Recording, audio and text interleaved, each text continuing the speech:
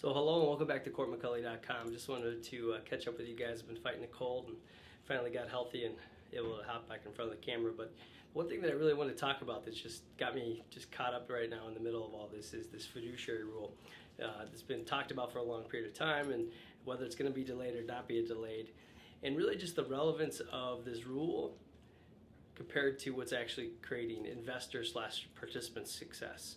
And so while there's this big drive of acting in people's best interest, it's just a shock to me that we're still having this conversation about people who are not acting in their best interest.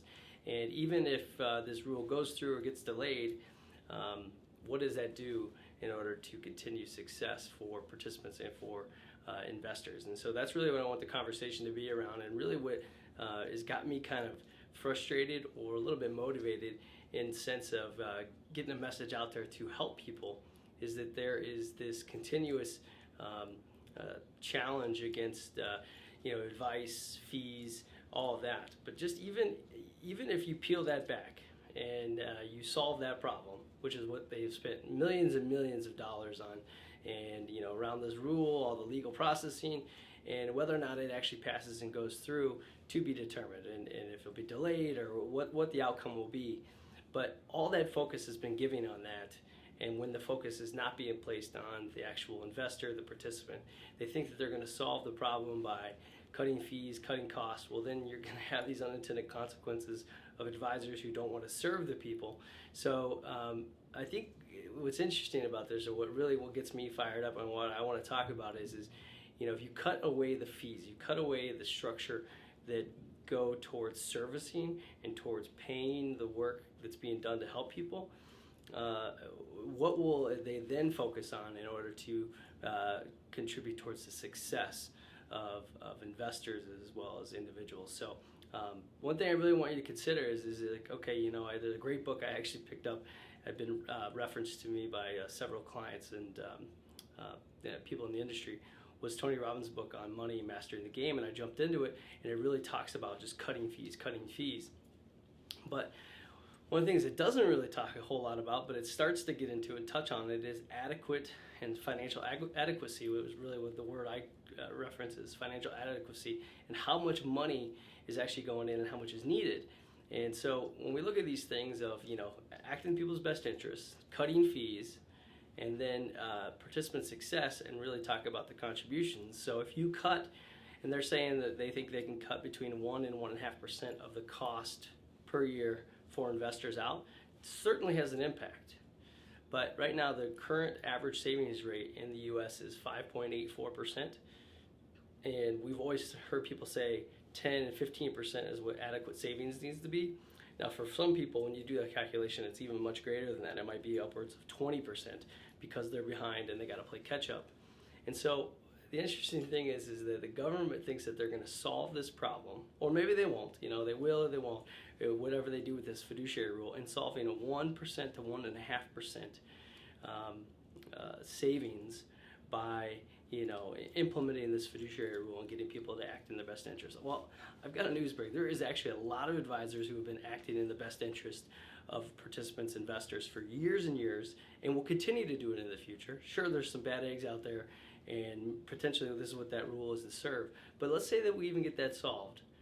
We fast forward, and there's going to come a day when it's like, okay, we've cut these costs out, so there's less people who actually want to service these clients. Now, how do you take somebody from a 5.84% on average contribution rate to a 10 or 15%? And I believe that what they're going to call on is certainly going to call on technology in this new wave, but they're going to call on people to service and help other people. There's still a human element to this, getting them to contribute and save enough money. And so if you don't support that, right? If you don't create a support system or create the economics to support people to help people contribute this amount of money, then you're going to have a failing system. So the unintended consequences, I kind of watch all this is going on, and I'm split on both sides. I think there's reasons to go for, and certainly reasons to go go against. I am certainly in favor of acting in the best interest and acting as a fiduciary. I've been acting as a fiduciary for many years, and I believe it's a really good thing that they're doing that. But there's going to be some unintended consequences, I believe, coming through this, and we're still going to come back to this whole position of participant success investor success, and while we're saving 1% or 1.5% in fees in this structure, what are we doing to actually advance people saving more money? Because until you can influence and change that number, then you really don't have much to show for it. Now, obviously investment experience, all those things add into it. But again, that comes back to the human element of having some coaching, some advice that goes along with it.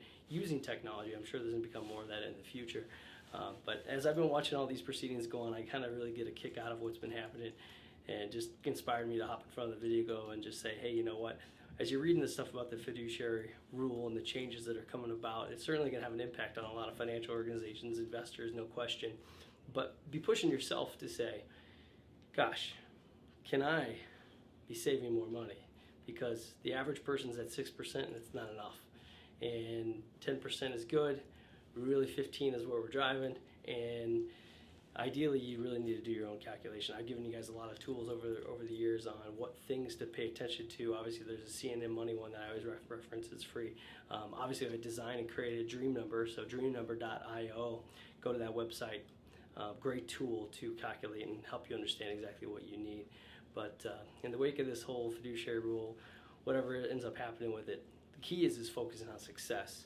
And the presence or lack of a rule, in my opinion, will have little to no impact on the actual success metrics. In fact, you can make a case that it will actually hurt things. So anyhow, I just wanted to get this out in front of you. If you're watching this anywhere besides CourtMcCulley.com, please head on over there. And as always, let's make it a great week, and we'll talk to you soon.